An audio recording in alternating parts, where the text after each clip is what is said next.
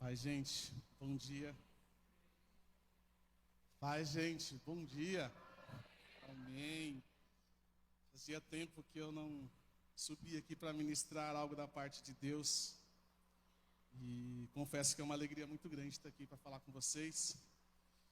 Mas eu gostaria de, antes de começar essa ministração, louvar a Deus pela vida de cada um de vocês. Nós temos passado dias difíceis, dias bem complicados mesmo. Todos aqui sabem que nossa filha faleceu no final de novembro. E tem sido momentos de muita dor, muita tristeza, mas naquele momento que a dor parece que vai ser maior do que a força que a gente tem de Deus, Deus envia um de vocês e manda uma mensagem: olha, estou aqui para te lembrar que Deus não se esqueceu de você não. No momento que a gente já não está suportando mais, vem lá um WhatsApp de algum abençoado: olha, o papai continua te amando. Então, eu agradeço, louvo a Deus pela vida de vocês, por vocês se permitirem ser boca de Deus e por vocês se permitirem nos abençoar e estar conosco nesse momento de tanta dor e de tanta luta. Mas, a despeito disso, eu também agradeço a Deus pelo privilégio de ter sido pai da Fernanda por tão pouco tempo. Era uma bebezinha abençoada que eu brincava, de barriguinha cheia e fraldinha seca, ela era um anjinho. Ela era tão linda que o pai levou ela para mais pertinho dela. Então, eu agradeço a Deus pelo privilégio de ter sido pai da Fernanda, mesmo que por tão pouco tempo. E na quinta-feira nós fomos ministrados a respeito de semeadura e colheita. Bem, todos aqui eu creio que viram a ministração. E eu creio que hoje é o dia que o Senhor preparou para que vocês possam colher tudo aquilo que vocês semearam sobre a nossa vida. Todo o amor, todo o consolo, toda a força que vocês colocaram em nós, eu creio que hoje é o dia da colheita. Creio que Deus vai continuar falando poderosamente com vocês. Mas falando da palavra de hoje, quantos aqui creem e recebem todas as promessas que Jesus fez? Levanta a mão. Quantos aqui creem que todas as promessas que Jesus fez são boas e você quer para a sua vida? Amém? Então, vou pedir para colocar no telão, por favor, vamos colocar uma promessa de Jesus lá. João 16:33. Essa é uma promessa que Cristo fez e você disse que as recebe e aceita todas as promessas do Senhor. Dá para pôr no telão? Eu disse isso para que em mim vocês tenham paz. Nesse mundo vocês terão aflições. Essa foi uma promessa que o Senhor fez. Quando Ele morreu na cruz, Ele não disse que nós teríamos vida boa aqui. O que Ele prometeu não foi vida boa, não foi vida fácil, não foi vida agradável. O que Ele prometeu foi a presença dEle. Nós teremos sim dias bons, teremos dias maus, mas em todos os dias teremos a presença do Senhor. Cerca de um ano atrás eu ministrei aqui sobre quando nós temos problemas e vamos falar com Deus, né? Tem momentos que a gente vai ter um problema e a gente vai orar para Deus e Deus vai dar o sim para nós e aquele problema vai ser resolvido. Mas vai ter outros momentos que a gente vai orar para Deus e a resposta de Deus vai ser não. O problema não vai ser resolvido, mas ainda assim Ele tem um alívio, Ele tem um socorro para nós. Coloca por favor Hebreus 11, nós vamos ler os versos 32 ao 34. Hebreus 11 é conhecido como a galeria dos heróis da fé. Então Hebreus 11, verso 32 vai dizer assim: que direi? Não tenho tempo para falar de Gideão, Baraque, Sansão, Jefté, Davi, Samuel e os profetas, os quais pela fé conquistaram reinos, praticaram a justiça, alcançaram o cumprimento da promessa, fecharam a boca de leões, apagaram a força do fogo e escaparam do fio da espada. Veja, apagaram a força do fogo. Uma alusão clara a Sadraque, Mesaque e Abednego. Deus não os poupou de ir para a fornalha. Deus não livrou eles daquele problema. Mas o Senhor apagou a força do fogo sobre a vida dele. Então vai ter momentos sim que você vai passar por um problema, só que inexplicavelmente aquele problema não vai te causar dano. As pessoas vão olhar para você e vão dizer, nossa, não sei como você está suportando isso. E para você também não sabe explicar, porque para você está tudo bem, está tudo normal. Nesse momento o Senhor tirou a força do fogo e aquele problema não te ataca. Tem um terceiro momento que Deus também vai dizer não a algum pedido nosso. Só que nessa vez, o problema sim vai te causar dor. O problema sim vai te causar problema. Ainda assim, Ele vai te fortalecer, Ele vai te capacitar a passar por aquele problema. Filipenses 4:12, o apóstolo Paulo vai dizer: sei o que é passar necessidade e sei o que é ter fartura. Aprendi o segredo de viver contente em toda e qualquer situação. Seja bem alimentado, seja com fome, tendo muito ou passando necessidade. E aí vem o versículo que todos nós conhecemos. Tudo posso naquele que me fortalece. Veja, o apóstolo Paulo está dizendo, olha, eu posso passar por todo tipo de problema. Eu sei que o Senhor irá me fortalecer. E é especificamente sobre esse terceiro tópico, quando Deus fala não, e o problema sim causa dano, e ainda assim Ele te fortalece, que eu quero falar com vocês nessa manhã. O tema da ministração hoje é o servo que restaura os quebrados. E eu vou pedir por favor para que vocês abram suas Bíblias em Isaías 42. Vamos ler juntos esses versículos e eu creio que Deus vai continuar a falar sobre os nossos corações. Isaías 42, nós vamos ler os versos 1, 2 e 3. Isaías 42, 1 diz assim: eis o meu servo, a quem sustento, o meu escolhido, em quem tenho prazer. Porém nele o meu espírito, e ele trará justiça às nações. Não gritará, nem clamará, nem erguerá a voz nas ruas. Não quebrará o caniço rachado, e não apagará o pavio fumegante. Com fidelidade trará justiça. Veja, a gente vive num mundo que as pessoas, a maior parte delas pelo menos, simplesmente descarta aqueles que estão feridos, aqueles que eles acham que não servem mais. Mas com o nosso Deus não é dessa forma. Ele vai dizer aqui que Ele não quebrará o caniço rachado e nem apagará o pavio que fumega.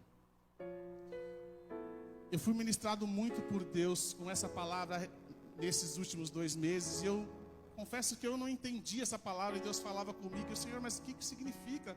Que o Senhor não quebrará o caniço rachado, o Senhor não apagará o pavio fumegante. E aí, lendo mais a fundo, eu fui ver essa questão do caniço rachado. É quando uma planta, ela quebra o caule dela, ela dobra um pouquinho. E nesse momento, se a gente continua regando, se a gente continua cuidando, ainda há a possibilidade dela voltar ao normal. Mesma coisa o pavio fumegante, talvez seja mais fácil da gente entender. Quando a gente está cantando lá, né, parabéns para você no aniversário, e o aniversariante sopra a vela, o pavio fica fumegando por um tempo. Mas se ninguém for lá e apagar, ele volta a pegar fogo novamente. Então a palavra que o Senhor liberou sobre mim e eu libero sobre você é: mesmo que você passe por tribulações e por lutas, Ele não vai tirar de você a capacidade de se reerguer. Ele não vai tirar de você a possibilidade de se levantar e dar a volta por cima. Assim como um pavio fumegante pode voltar a pegar fogo, eu creio que os que estão aqui desanimados nessa manhã vão voltar a pegar fogo em nome de Jesus. Assim como o caniço rachado, ele não vai quebrar e ele se ergue novamente. Eu profetizo que os desanimados aqui também serão reerguidos pelo Senhor. Nesses momentos que a gente tem passado em casa, eu tenho tido muitos desses momentos, quando o Senhor não retira de mim nem da minha esposa a capacidade de se reerguer. E uma das pessoas que ele mais tem usado é a Mariana. Mariana, no momento que eu estou chorando, no momento que eu estou com dor, ela vira para mim e fala: pai, vamos dançar? Aí vai o pai, todo desengonçado, dançar, chorando mesmo. Nos momentos de dor, nos momentos quando a gente pensa que não vai dar mais, Mariana começa a cantar: a honra, a glória, a força e o poder ao Rei.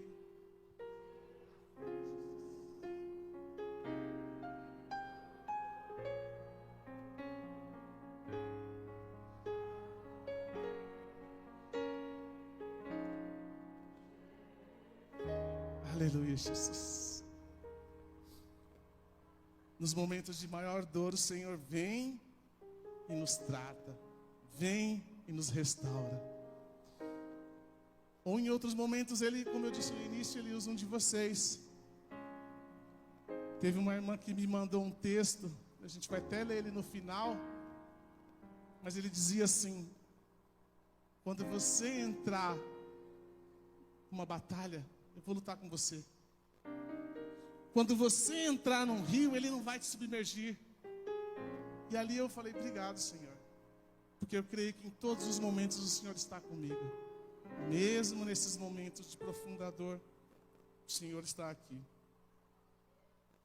E eu quero ver com vocês o cumprimento dessa promessa que nós acabamos de ler na vida de duas pessoas, na vida de Elias e na vida de Pedro. Elias, eu chamei aqui Elias, o caniço rachado. Elias viveu milagres sobrenaturais com o Senhor. Elias e Moisés são dois dos maiores vultos do Antigo Testamento. Veja, Elias orou e não choveu por 3 anos e meio. Depois Elias orou e voltou a chover. Elias orou e caiu fogo do céu. Elias orava e Deus respondia a oração dele com poder. Em dado momento, quando foi para voltar a chover, a Bíblia fala que o rei saiu com seu cavalo, sua carruagem, e Elias corria mais do que os cavalos. Isso só por um poder, uma provisão divina. Mas ainda assim chegou o momento que Jezabel prometeu matar Elias, e Elias teve medo. Veja, Elias orou e o filho da viúva ressuscitou. Elias orou e houve multiplicação do azeite e da farinha. Elias, Deus mandava corvos levar carne para sustentar Elias. Um homem que viveu tudo isso. Elias matou 450 profetas de Baal e mais 400 e tantos de Azerá. E quando uma mulher o ameaçou, Elias recuou. Jesus foi orar no Getsêmani, levou alguns discípulos. E naquele momento de oração, Jesus foi preso. Jesus foi preso, foi levado ao Sinédrio. João, que era aparentado do sumo sacerdote, conseguiu ir junto. E Pedro, de alguma forma, foi também. E aí a Bíblia diz que, em algum momento, uma das empregadas olhou para Pedro e falou: você é discípulo dele. E aí Pedro fala: eu não sou discípulo dele, não, eu não o conheço. Pedro negou pela primeira vez.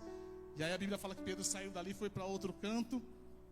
Só que quando ele chegou lá, uma outra empregada olhou e falou: não, você é um dos discípulos dele, sim. E agora a Bíblia não diz só que Pedro negou, diz que Pedro jurou. Pedro diz: eu juro que não conheço ele. E aí Pedro sai daquele lugar e vai para um terceiro ponto lá. Novamente, soldados identificam e falam: esse era um discípulo dele. E aí, nesse momento Pedro começa a xingar, Pedro começa a esbravejar. Não sei nem se falou algum palavrão ou não, mas novamente Pedro negou o Senhor. Pedro, aquele que tinha dito que daria vida pelo Senhor. Assim como eu e você, que em algum momento fizemos juras de amor ao Senhor. Prometemos seguir, obedecer, servir, mas em muitos momentos desistimos. Muitas vezes nós nos assemelhamos a Pedro. E aí Jesus foi açoitado, e o Pedro não estava lá. Jesus foi esbofeteado, foi colocado uma coroa de espinho na cabeça dele, o Pedro não estava lá. Jesus saiu carregando a cruz, teve que outra pessoa vir ajudar ele, porque o Pedro não estava lá. Jesus foi crucificado, 6 horas de dor e sofrimento, Pedro não estava lá. Às 3 horas da tarde, Jesus entrega o Espírito, morre, o Pedro não estava lá nem para dar um sepultamento digno para o Senhor. Foi outro Simão, Simão Cirineu, que foi fazer o sepultamento do Senhor. No sábado estavam todos escondidos, com medo. Não foi o Pedro que foi no túmulo de Jesus, foram as mulheres. Simão Pedro, aquele que prometeu dar a vida pelo Senhor. Assim como nós, em alguns momentos prometemos seguir o Senhor, entregar a nossa vida por Ele. Cantamos no começo, né? Por Ele que eu estou gastando a minha vida. Será que nós não estamos à semelhança de Pedro, nos momentos difíceis, retrocedendo, negando ao Senhor? E aí no domingo, as mulheres voltam ao túmulo e encontram um anjo. Um susto, a pedra tinha sido rolada e tinha um anjo lá que diz para ela: por que vocês estão procurando no meio dos mortos aquele que está vivo? Ele não está mais morto, ele ressuscitou. Esse anjo vira para elas e fala: olha, ide e dizei a todos e a Pedro que vocês o verão como ele havia dito. Mas percebam, digam aos seus discípulos e a Pedro. Por que esse destaque a respeito do nome do Pedro? Porque nesse momento Simão Pedro já não se achava mais discípulo. Nesse momento Simão Pedro já tinha desistido do ministério dele. Quero ler com vocês João 21, 2 e 3, que é exatamente esse momento. Se puder, projeta para mim, por favor. João 21, 2 e 3 fala assim: estavam juntos Simão Pedro, Tomé, chamado Dídimo, Natanael de Caná da Galileia, os filhos de Zebedeu e 2 outros discípulos. Vou pescar, disse-lhe Simão Pedro. E eles disseram: nós vamos com você. Eles foram e entraram no barco, mas naquela noite não pegaram nada. Veja, o que significa esse termo que o Pedro disse? Vou pescar. Esse é o momento onde Pedro fala: olha, para mim já deu. Eu vou voltar para a minha velha vida. Eu vou voltar para as coisas que eu fazia antes. Eu larguei porque eu acreditei nesse Jesus, mas para mim já basta. Hoje eu estou voltando à minha velha vida. E porque o Simão Pedro era um líder, os outros que ouviram disseram: pois então nós vamos voltar com você também. E aqui eu faço um parênteses, que eu já ministrei isso em alguma outra oportunidade. Mas nós precisamos orar um pouco mais pelos nossos pastores, pelos nossos líderes. Não existe liderança neutra. Liderança é influência. Vejam, porque o Simão Pedro era um líder, quando ele resolve desistir, os outros resolvem desistir com ele também. Então que a gente possa sim orar um pouquinho mais por aqueles que estão à frente, recebendo de Deus e compartilhando conosco. E aí aquele momento seguiu, eles estavam pescando, e a Bíblia fala que naquela noite não pegaram nada. E aí de repente, eles olham para a praia e vê alguém gritando de lá: covardes! Foi isso que eles ouviram? Não foi. Eles ouviram alguém gritando: filhos! Filhos! Um bando de covardes, gente. Eu quero te lembrar que é assim que o Senhor te vê. A respeito da sua dor, do seu medo, do seu pecado, Ele te chama de filho. A despeito de tudo que você possa estar passando, é assim que Ele te vê e Ele te chama: filho. E aí Ele pergunta: vocês pegaram alguma coisa? E eles gritaram: não pegamos nada, Senhor. E aí Jesus fala: pois joga a rede do outro lado. E aí eles jogaram. E a Bíblia diz que eles pescaram 153 grandes peixes. Quase não conseguiram, quase que o barco virou de tanto peixe. Aí a Bíblia fala que João, provavelmente era de uma espiritualidade mais elevada, olhou e disse: Pedro, é o Senhor, Pedro. Pedro não tinha reconhecido que era Jesus na praia. E aí a Bíblia fala que Pedro tirou a túnica dele, se jogou no mar e saiu nadando. E aí quando ele chega, ele encontra com o Senhor. E a Bíblia diz que quando ele chega na praia, tinha lá um braseiro com pães e peixe assado. No Novo Testamento só tem 2 momentos que essa palavra braseiro é dita. No momento que Pedro nega Jesus e no momento que Pedro vai ser restaurado por Jesus. Jesus está meio que refazendo a cena da negação de Pedro, para poder curar o coração de Pedro, curar a mente de Pedro. Eu quero ver com vocês esse momento agora, ainda em João 21.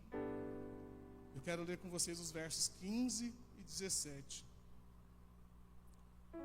João 21, verso 15 vai dizer assim: depois de comerem, Jesus perguntou a Simão Pedro: Simão, filho de João, você me ama realmente mais do que esses?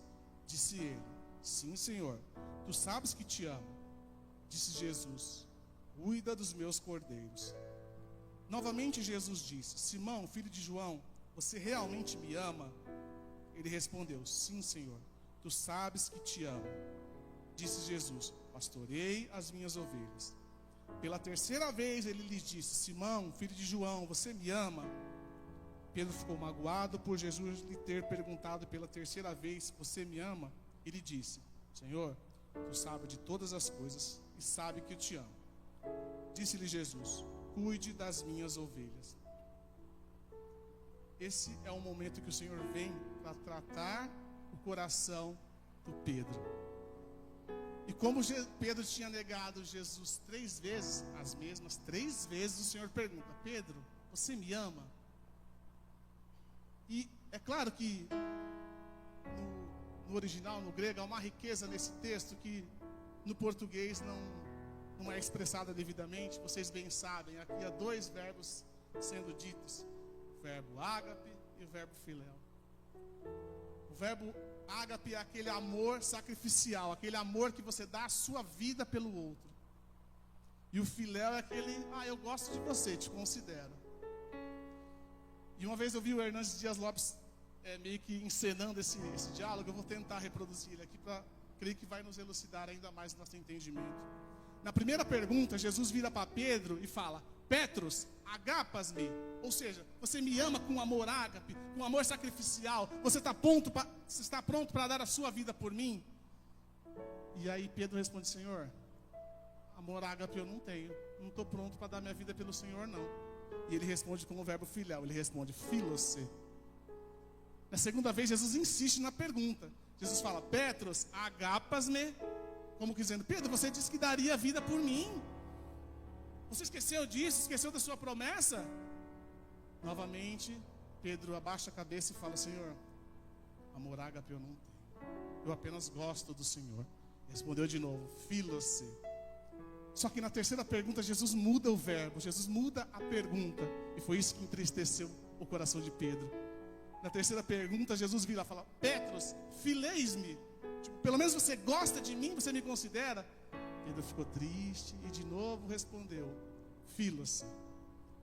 Sabe o que eu aprendo aqui? Quando Pedro, confiando no amor dele, confiando na força dele, prometeu dar a vida por Jesus, Pedro negou Jesus. Mas quando Pedro reconhece que dele mesmo não tem nada, o Senhor o capacitou a dar a vida por ele. A partir daqui esse homem é um gigante. A partir daqui esse homem ora e as multidões se convertem. A partir daqui esse homem ora e o inferno estremece. Eu quero dizer que Pedro desistiu de Jesus, mas Jesus não desistiu do Pedro. E o mesmo Jesus que foi lá restaurar a vida do Pedro está aqui hoje para restaurar a tua vida. Você pode ter desistido do Senhor, mas o Senhor não desistiu de você. Você pode ter negligenciado tua vida de santidade, tua vida de oração, mas ainda assim o teu Senhor veio aqui. O teu Senhor não desistiu de você. E a semelhança do Pedro, o que ele espera é que você reconheça que de você mesmo não há nada, mas que você possa se esvaziar de você mesmo, para que ele venha te encher com o Espírito Santo dele. Percebam também que o Senhor não restaura só a vida de Pedro, não. Ele restaura também o ministério do Pedro. Cuide dos meus cordeiros, pastoreie as minhas ovelhas, cuide das minhas ovelhas. Eu quero dizer para você que em algum momento desistiu ou pensou em desistir do ministério, do chamado que o Senhor colocou nas suas mãos. Assim como ele foi lá restaurar o chamado e o ministério do Simão Pedro, ele também veio aqui hoje para ter um encontro com você. Talvez você esteja pensando em parar, talvez você esteja achando que o fardo está pesado demais, são muitas lutas, muitas dificuldades. Mas o Senhor te toma pela mão e te fala hoje: não desista. Não desista. Siga em frente. Como eu disse, o Senhor não nos prometeu vida boa agora. O que Ele prometeu foi a presença dEle agora. E nesse momento eu queria chamar aqui na frente para orar por aqueles que estão desanimados. Se você parou com algo que o Senhor te colocou, ou se você está pensando em parar, de repente você está desanimado, pensando em desistir da sua vida, do seu emprego, do que quer que seja, eu quero te chamar aqui à frente para orarmos por você. Assim como o Simão Pedro estava desanimado, resolveu desistir, o Senhor não desistiu dele. Podem vir. E eu creio que o Senhor não desistiu de você. Eu sei que as lutas têm sido grandes, as batalhas talvez tenham sido maiores do que as que você costuma ter. Mas eu creio que o Senhor não desistiu de você. O Senhor não desistiu daquilo que Ele colocou em você. Eu queria chamar os pastores aqui na frente, por favor, me perdoem por abusar de vocês. Mas enquanto nós vamos adorando ao Senhor, eu gostaria que vocês orassem por esses irmãos que estiveram ou estão desanimados, seja por qual for o motivo. E vocês que estão sentados aí, que graças a Deus não foram acometidos por esse problema, eu gostaria que vocês ficassem de pé e que vocês também orassem e intercedessem por nossos irmãos.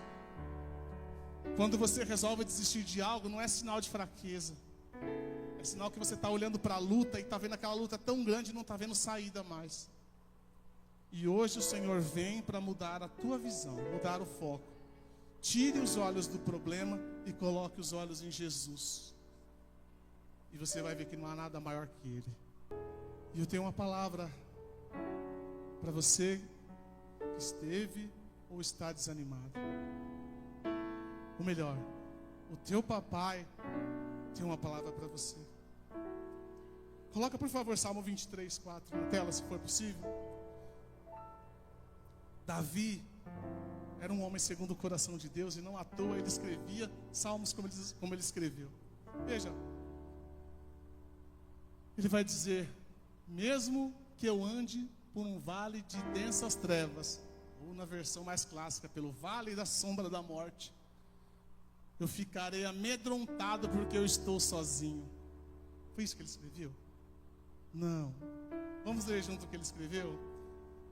Mesmo que eu ande por um vale de densas trevas, não temerei perigo algum, pois tu estás comigo, a tua vara e o teu cajado me confortam. Aleluia, Jesus. Davi já sabia que em todos os momentos Deus está com ele. E eu quero te lembrar isso. Nesse momento de dor, nesse momento que passou pela sua cabeça desistir do que quer que seja, o teu Senhor está aí. Ele não te desampara. E alguns podem dizer: ah, não, mas isso aí era Davi. Para mim não tem palavra disso aí não, isso aí era Davi. Então, eu quero trazer uma palavra para você. Esse foi o versículo que compartilharam comigo no WhatsApp. Nós vamos ler Isaías 43, os versos 1 e 2. Se possível, põe na tela, por favor, Isaías 43, 1 e 2. Sempre que o desânimo bater na sua porta, eu quero que você se lembre dessa palavra. Mas agora, assim diz o Senhor, aquele que o criou, ó Jacó, aquele que o formou, ó Israel. Veja, essa palavra naquele momento, Israel era o povo de Deus. Então ela estava sendo direcionada para o povo de Deus. Quem hoje é povo de Deus aqui? Amém? Então essa palavra é para você. Aquele que o formou, ó Israel, não temas, pois eu o resgatei. Eu o chamei pelo seu nome, você é meu. Quando você atravessar as águas, eu estarei com você. E quando você atravessar os rios, eles não te encobrirão. Quando você andar através do fogo, você não se queimará. As chamas não deixarão você em brasa. Perceba que aqui é a promessa do Senhor. Quando você atravessar pelas águas, eu estarei com você. Ele prometeu a presença dele. E quando você atravessar os rios, eles não te encobrirão. Ele prometeu o suprimento, aquilo que você precisa para enfrentar aquele problema naquele momento. Quando você andar através do fogo, você não se queimará. Ele prometeu o socorro. E as chamas não o deixarão em brasas. Ele prometeu o cuidado dele. Então, sempre que o desânimo e o desespero bater na sua porta, lembre-se daquele que prometeu que estaria sempre com você. E eu só quero terminar com uma frase: que o mundo descarta os quebrados e os feridos, mas Cristo os restaura. Há restauração para você, há cuidado para você. Basta tão somente você entregar os seus caminhos ao Senhor, confiar nele, e tudo ele fará. Que Deus abençoe, Deus continue falando aos corações de vocês. E eu quero orar com vocês para encerrarmos esse momento. Amém? Papai, obrigado, Senhor. Obrigado porque mais uma vez a Tua palavra foi lançada, Senhor. Obrigado porque mais uma vez a Tua palavra vem tratar os nossos corações. Mais uma vez a Tua palavra vem agir através de nós. Papai, que a gente possa continuar a se lembrar do que o Senhor disse aqui hoje a nosso respeito, nos momentos de dificuldade, Senhor. Que nós não emprestemos nossa boca para o inimigo, que nós não emprestemos nada nosso para o inimigo, mas que todo o nosso ser seja rendido ao Senhor. Que a Tua graça, que o Teu amor e as Tuas misericórdias continuem transbordantes na vida dos meus irmãos. Eu oro a Ti e te agradeço em nome de Jesus. Amém. Deus abençoe.